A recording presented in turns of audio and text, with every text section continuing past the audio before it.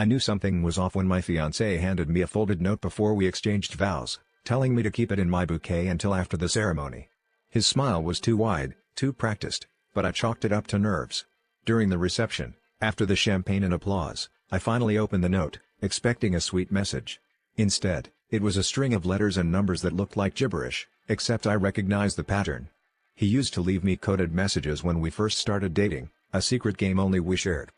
I slipped away to the bridal suite, heart pounding, and started to crack the code.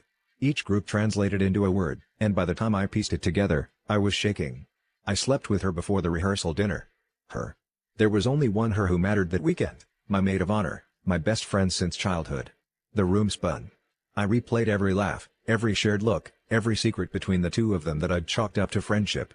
My stomach dropped as I realized the last piece, the way she'd avoided my eyes all day.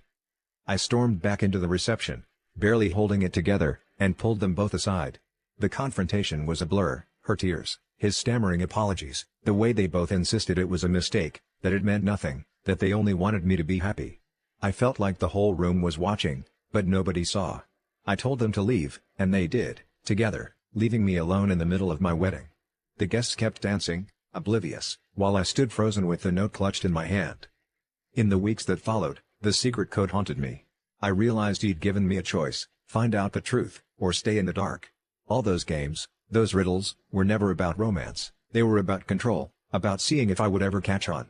The real betrayal wasn't just the cheating, it was that he thought I'd never be smart enough, or brave enough, to solve it.